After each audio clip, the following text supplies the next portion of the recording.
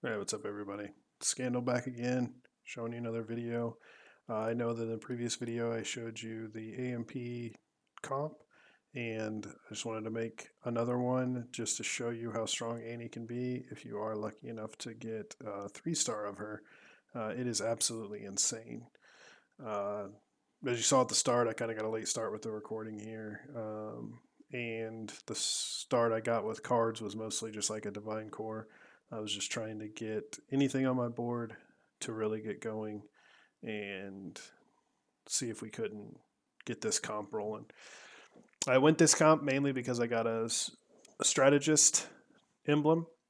As I said in the previous video, if you can get the strategist emblem, it's huge, getting 5 strategists to go along with your 5 AMP.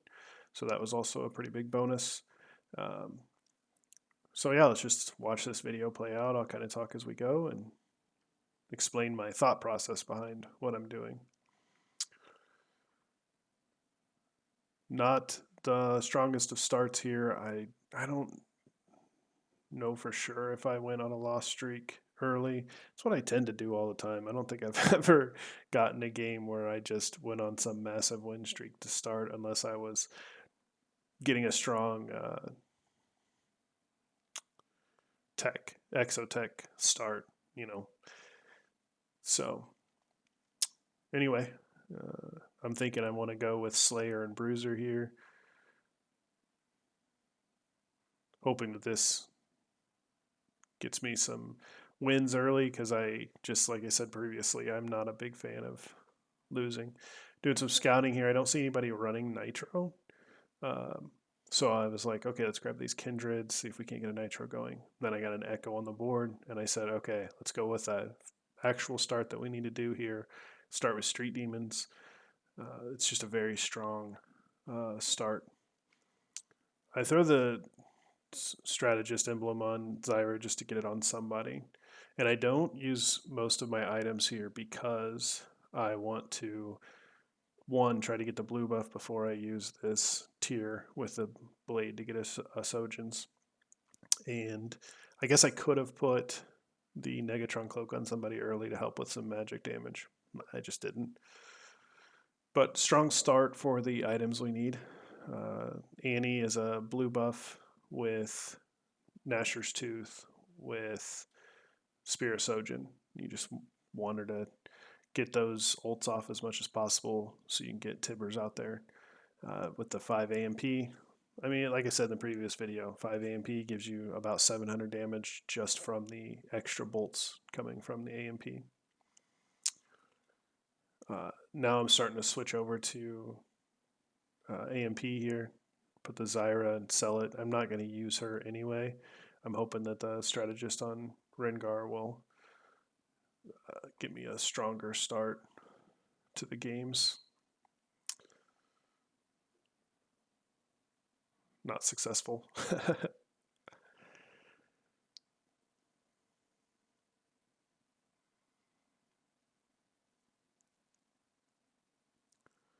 Nothing really here, just repositioning people onto the street demon circles to help out.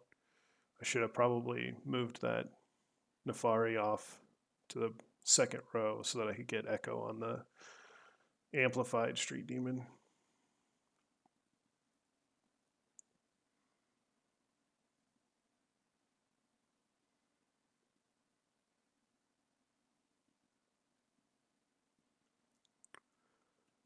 I should probably put some music or something in the background of these videos, but I don't know enough about copyright rules for YouTube,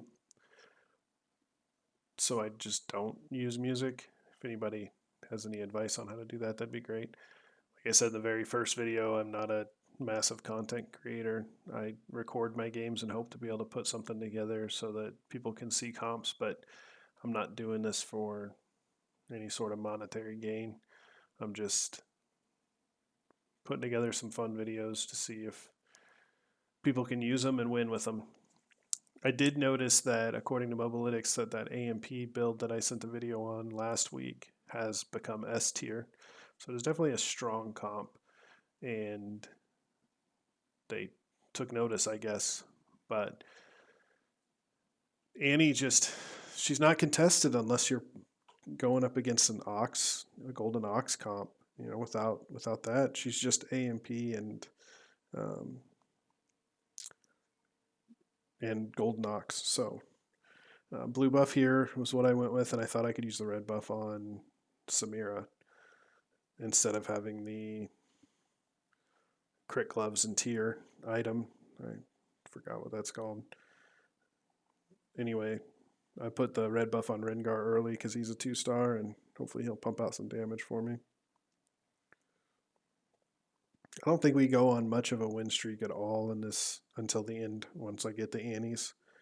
But you're able to survive even if you go on win one, lose one streaks, which is again not beneficial because you're not getting the extra gold from going on a streak, either a win or a loss streak. But you do what you got to do to survive in these games.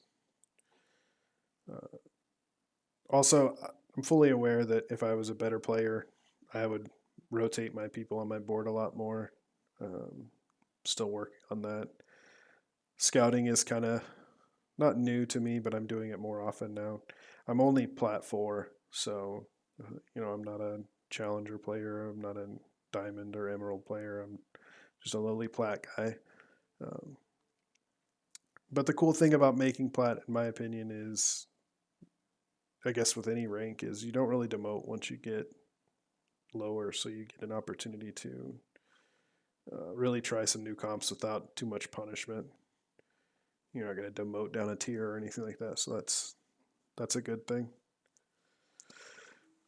Nothing special here. I'm just trying to get to level 8 quickly without going too far under 50 gold if possible. Just a couple times whenever I have like 53 gold or 48 gold, and I probably could have just kept spamming because I wasn't going to get back to 50 gold, but whatever. Just have the LeBlanc as a placeholder for my items for the mix of items between Yumi and Annie. She gives you a strategist player on the board, so I ignore the cipher, but wanted the strategist to see if it was going to help, but as you can see, it doesn't really help very much. She is just a 1-star though, so I had opportunities to pick up more of her on the board, but didn't because I'm just trying to fast level to 8. Lucky Spike on Ziggs there. Gives me 4 strategist, which strategist gives your front line some beefiness and your back line some damage amp, so having strategist is really good.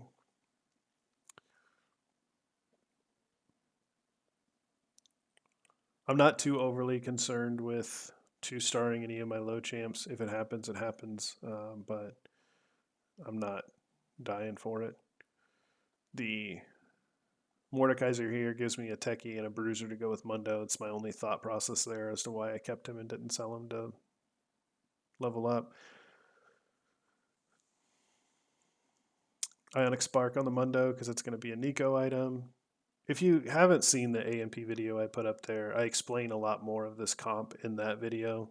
Again, not trying to get you to watch all my videos, not a massive content creator, so if you get a chance, check it out. If not, I understand. Here I go with the 1-stars to get hopefully a Mundo, and then hopefully to get a 5-star champion I'm going to use. I do get lucky with the Samira here, so get up to 8, put Samira in, and then I'm trying to roll down to get Annie's before going to level 9.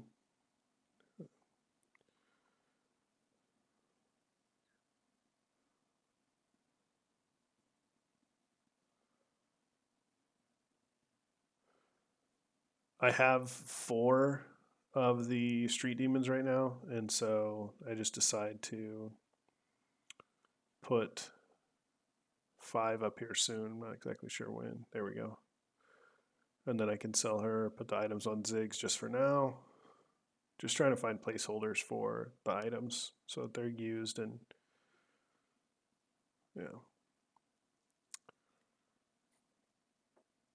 It would be nice to get a 2-star Nidalee and Nefari early, but it doesn't always seem to work out that way. I did get lucky with the champion duplicator. You'll see that I use it on the Annie instead of Samira, which I could have two-starred, but I was getting so many Annies on my board. I was like, oh man, if I can three-star Annie, I wonder what that looks like because I've never done it before.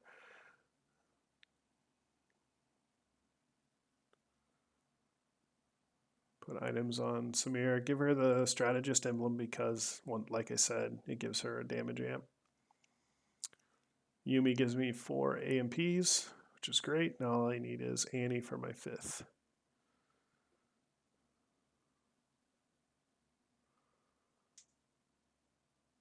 Still not overly concerned with my health because I know if I can make it through one more of these, I'll be all right.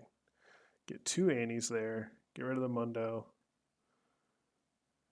And I think I got rid of the Rengar earlier, so back down to 3 of the Street Demons. Now I'm rolling down trying to get the 3-star Annie. Once I get the 3-star Annie, I'm sorry, 2-star Annie, once I get 3 Annies for a 2-star Annie, I can really look to get to 9 because then it's about getting Kaboku and some Samiras on the board. Backline's already pretty set, so I go with the Golem from the first thing. I forget what it's called. But that was the option, was to get a tank, a DPS, or a gold generating golem. So, or golem, whatever you want to call it.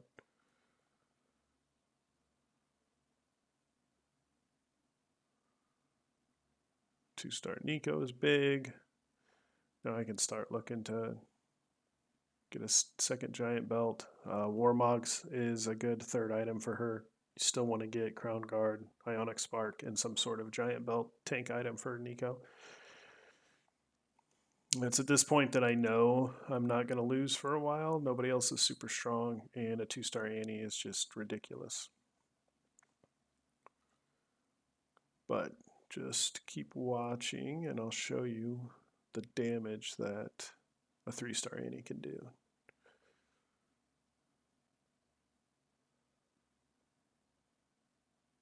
It's about 3 minutes ahead if you want to skip. I understand. This is just me getting to level 9. I do make a decision just because of what I got, and I knew I was getting close to a 3-star Annie, to not put Kuboku on the board, even though I get a couple of them. I go with Viego. So it gives me the gold Nox bonus, and I know I'm going to be rolling a lot, so getting 20 gold spent per round doubles gold generation and the amount of damage amp you get from gold Nox.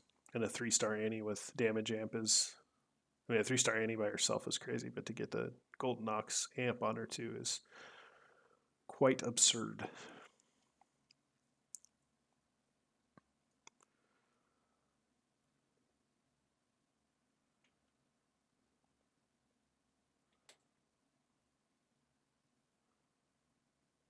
Here, I grabbed the Viego with the Gnasher's Tooth.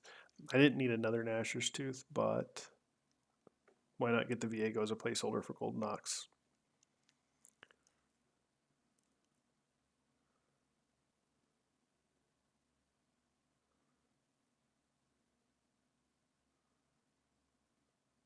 Just putting items on people here. I had a couple extra ones with the reroll token. This is where I start grabbing Annie's because I just start seeing her everywhere. Trying to get 5 stars. This is my 2-star Viego, and that's when I was like, okay. I had to make a decision because I do get some Kubokus as well.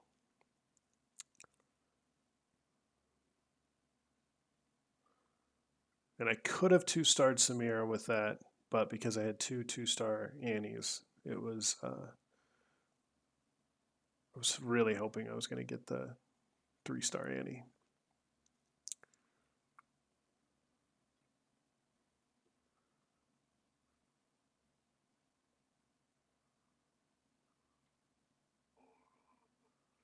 Lock my board because I'm thinking about the Kaboku. I didn't make the decision right away to sell him.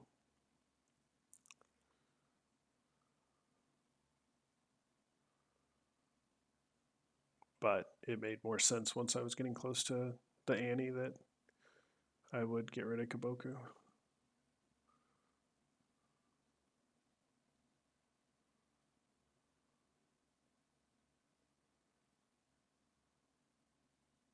So now in my head, I'm like, I just need one more Annie because I have the champion duplicator. I do lock my board and grab that second Kaboku because I'm still unsure on what I want to do.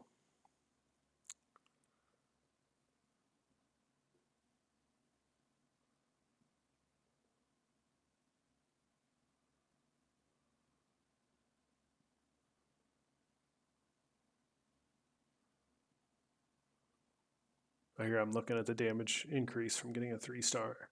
And with Golden Ox, I think this is where I decide that Kaboku's not the move, even though it would give me a Cyber Boss and a Bruiser.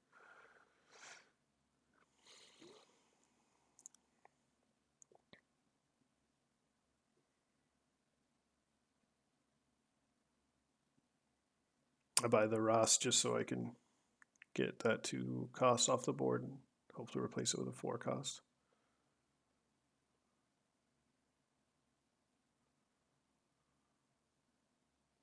And there's the Annie, 3-star Annie. I think I only get 1 run off of here, but I'll show you on the right hand side if you look closely. She ends up doing like 18,000 damage in this one, and she gets stunned by Sejuani here, so it could have easily been way more. Just look at this damage, 18,000, crazy. Abuse this comp as much as you can until they nerf it.